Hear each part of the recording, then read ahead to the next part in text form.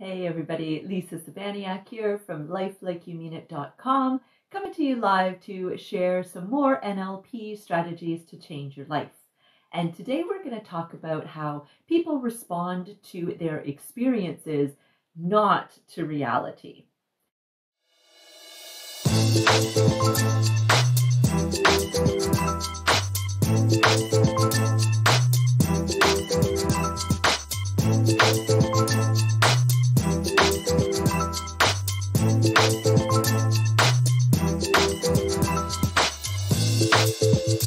So what that really means is that we are all looking through the eyes of somebody who already believes a whole number of things, right? We believe things about our own abilities, whether we are worthy, we deserve more, we're good enough, we can do it, all of these types of things. But we're also looking through the eyes of people who believe certain things about money and what it takes to earn money, what it takes to keep money, what it means if you have more money than what you need in life, right? And all of those types of things, right? Anything at all that we think of is probably based in a belief. And here's the crazy thing. Our beliefs are pretty much set by the time we are just 7 years old, right?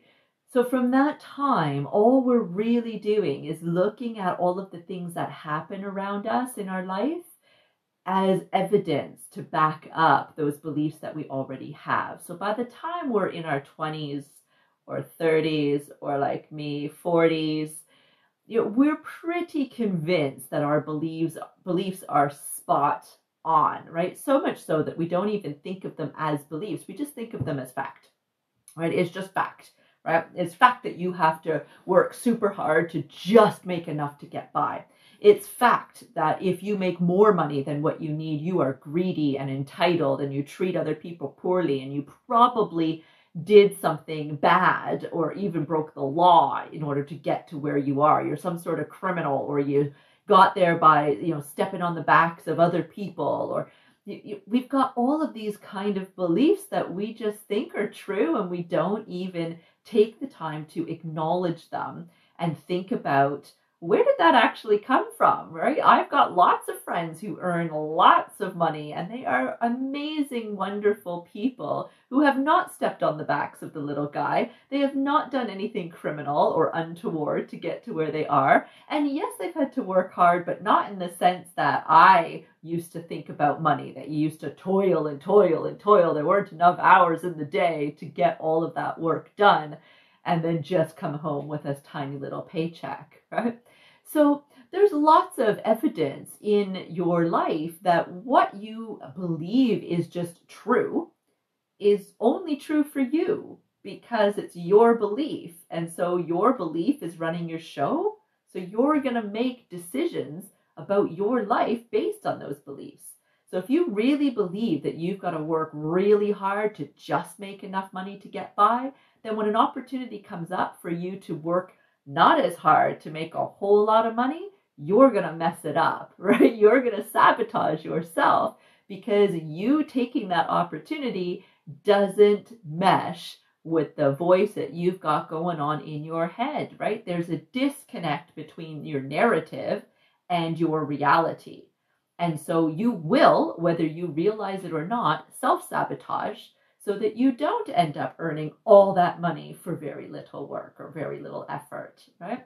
And if you start being really honest with yourself and looking back in your life, you'll see that this is exactly true, right? It doesn't necessarily have to be just money. It can be about anything, right? The age you're supposed to be when you get married, how much education you're supposed to go through, that if you don't have as much education, well, then you're somehow not as good as everybody else, that nobody will look at you if you don't have a certain amount of education, if you don't have a certain intelligence, if you, whatever, right? There's so many stories that get spun in our lives that it's hard to be able to really sit back and think, those are actually just all stories. They were somebody else's belief that they kind of spewed onto me. And then I just took them up and just was like, oh yeah, that sounds good. Yep, that's going to be my belief now. And now all of a sudden it is truth. It just has become your truth and you've not even realized it. So That means that when you've got something that's going on around you, you are going to be looking through very specific eyes. You're looking through the eyes of a person who already believes all that stuff, right? So if you believe that people are only offering things because they want something in return, you believe that people are only being nice because they've done something wrong, right? Or anything along those lines at all, right? Then when somebody's doing something nice to you, are you going to allow to have that nicety brought to your lap, or are you going to sit there and question it? Are you going to be like, I wonder what he did wrong. I wonder what she wants from me, or those types of things, right? You're not going to allow yourself to experience just somebody out of the goodness of their heart being kind to you and actually giving you, offering you something nice, for example, right? So we can look at all kinds of situations like that. And this is my whole point here, is that we are doing these things not necessarily because everybody has proven to us before that anybody being nice to us just wants something from us, or are trying to make up for something they've done to us, or something like that. Maybe we've had a few people that have, but somewhere along the line it became a belief that this is what people do. And we've had that backed up by a couple of our experiences. And now it's running our show. We've just got it on autopilot and we're not even paying any attention to the fact that it is there, right? And it's impacting our relationships. It's impacting the way that we are responding to those people that are doing those things or trying to be kind or whatever it is. But it's important to note that you're not responding in a negative way because you're a bad person. You're responding in a negative way because you're responding to your experiences, not to the reality. So it's the same thing when you are dealing with somebody else in your life that is reacting in a certain way that makes you sit back and go, wait a second, what? Right? It's important to understand that we're all doing this. We're all looking through eyes of people who already have a set of beliefs and already think they've been backed up by all of these other experiences that have acted as evidence. And so we are interpreting all this information coming in, and we're all going to see the same act of kindness differently. There are some of us that are going to be able to say, that is so kind. Thank you so much. That's so generous of you. And there's going to be others to be like, what do you want? Right? I don't trust you at all. Don't ever call me again. And everywhere in between, we are going to have responses, right? That is normal. When you are dealing with somebody else who's responding, not maybe in the way that you had hoped that they would respond to something, keep that in mind, right? They're not necessarily responding because you did something wrong, because you said something that you shouldn't have said, that it has something to do with you. More than likely, they're responding because of them, and it has nothing to do with you at all.